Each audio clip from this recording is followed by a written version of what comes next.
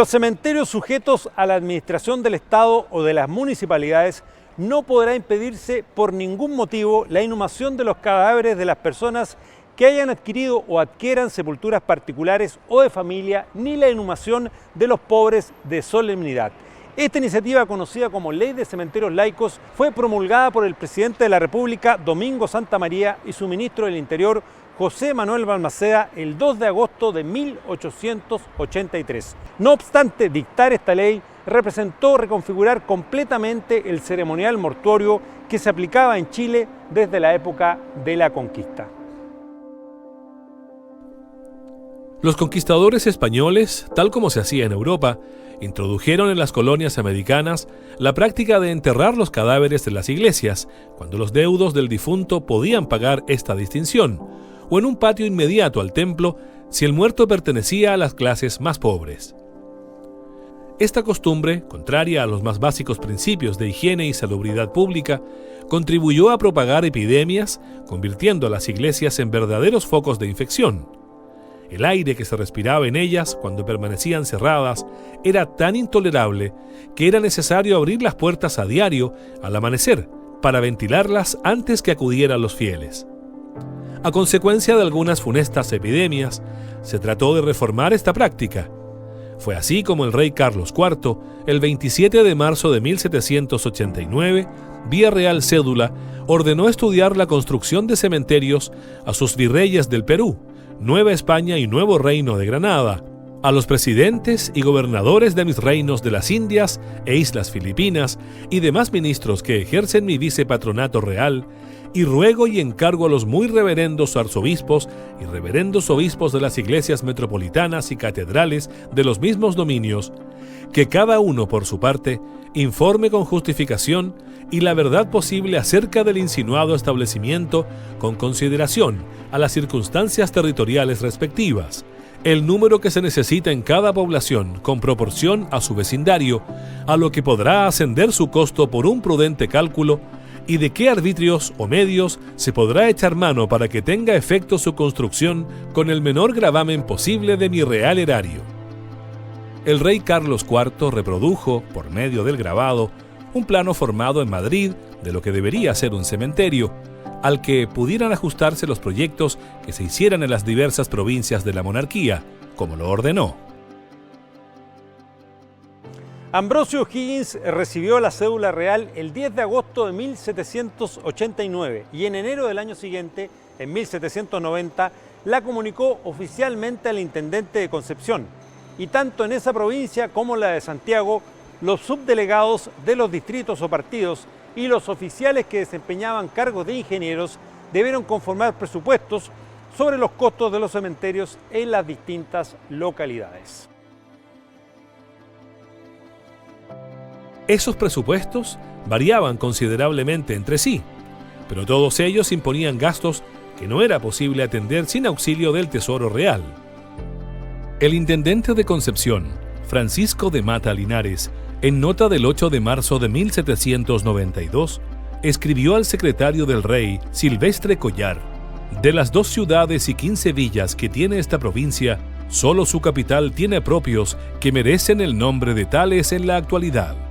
De las 15 villas, las 9 son plazas de la frontera, y unas y otras tan cortas y pobres que aun cuando fuera posible asignarles algunos propios, serían insuficientes a ningún proyecto extraordinario cual es el que se trata, y siendo por la misma razón corto el número de gentes que en su distrito mueren, no parece en ellos tan necesario y urgente el establecimiento del proyecto, que aunque útil es costoso, y en la actualidad no ofrece proporciones por la razón de pugnar casi directamente con la opinión general. En la ciudad de Concepción puede y debe establecerse desde luego el cementerio, bastando uno de magnitud proporcionada a su vecindario, que no pasa de 6.000 almas, y considerando que cualquier otro arbitrio que se propusiera sería gravoso, difícil o largo si se hubiese de esperar a juntarlo para emprender esta fábrica, yo diría que el mejor medio es que la ciudad misma, el cabildo, tome a su cargo este asunto, que del dinero necesario para su construcción, que llegará a 4,000 pesos, tenga a bien su majestad dar lo que fuese de su agrado. Para conservar y mantener el cementerio, el intendente de Concepción propuso fijar un impuesto sobre los animales que se mataban para el abasto de la ciudad. En suma, el gobernador de Chile experimentó las mismas dificultades que se hicieron sentir en España y en toda América. Las poblaciones ignorantes creían que el entierro de los cadáveres fuera de las iglesias perjudicaba esencialmente el alma de los difuntos. Además, el tesoro público no poseía los recursos indispensables para ejecutar estos trabajos. O'Higgins, que había visto cementerios regulares en Gran Bretaña, comprendió que era imposible ejecutar esta reforma y, dejando las cosas como estaban, dictó el 23 de septiembre de 1793 un bando que reglamentó la manera de hacer los funerales de los difuntos y de usar el luto, fundamentalmente para impedir gastos ostentosos. Lo que pasó en Chile ocurrió en otras provincias americanas, quedando las repetidas leyes dictadas por el rey con el mismo objeto, sin cumplimiento. Solo el virrey del Perú, José Fernando de Abascal, venciendo toda resistencia, pudo abrir el 31 de mayo de 1808 el Cementerio General de Lima.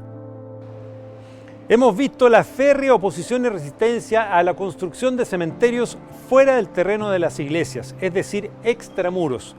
Las familias acomodadas con títulos de nobleza o con una destacada posición social no se resignaban a ser enterrados fuera de las iglesias, al aire libre y a poca distancia de los plebeyos. En 1810, en los albores de nuestra independencia, los templos seguían siendo el principal lugar de sepultura de quienes poseían los bienes para pagar esta clase de ceremonia. El Congreso de 1811, haciéndose cargo del tema, reunió las cédulas reales e informes de funcionarios y corporaciones y dictó una ley sobre la materia, la que sin embargo nunca fue aplicada. La ley de 1811 ordenó cumplir las reiteradas providencias que destierren la indecente y nociva costumbre de sepultar los cadáveres en las iglesias. Que a este efecto se trate de construir un cementerio público y común en la parte que designa el ayuntamiento, conciliando la comodidad de los concurrentes con la situación del edificio.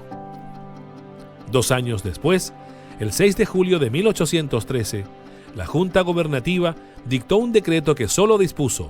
el establecimiento de un cementerio público fuera de la población.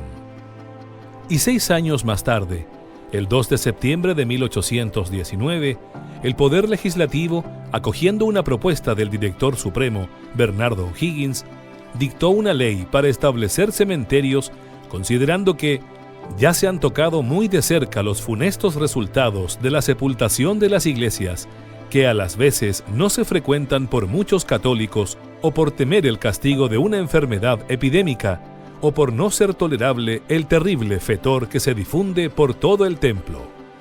A este hecho hay que sumar la petición al gobierno por parte de 48 extranjeros, en su mayor parte ingleses, en noviembre de 1819, solicitando que se les conceda permiso para comprar en las inmediaciones de Santiago y Valparaíso un terreno para sepultar a los muertos según sus propios ritos religiosos, no necesariamente católicos.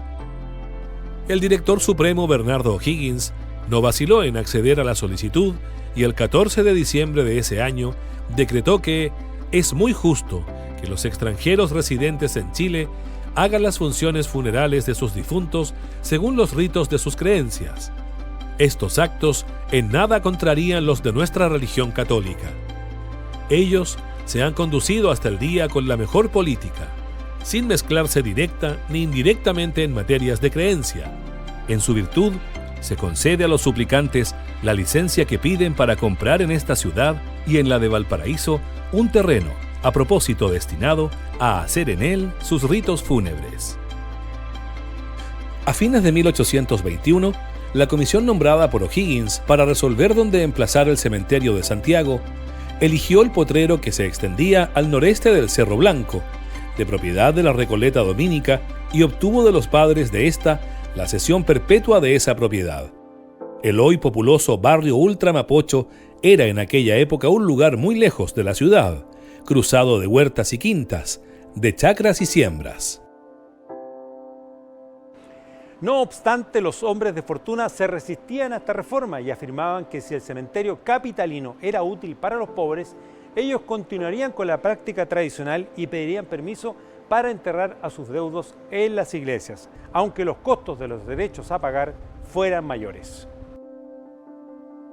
Para controlar esta costumbre, el director supremo O'Higgins, el 22 de noviembre de 1821, emitió una resolución que deseaba que en tiempo alguno se haga ilusorio el benéfico establecimiento del Panteón General y que en todas las corporaciones y gremios de la República se logre este objeto dirigido al mayor culto de la deidad y, sin perderse de vista la salud y conservación de la humanidad, se declara que persona alguna, sea de la calidad, carácter o representación que fuese, podrá eximirse de sepultarse en el panteón.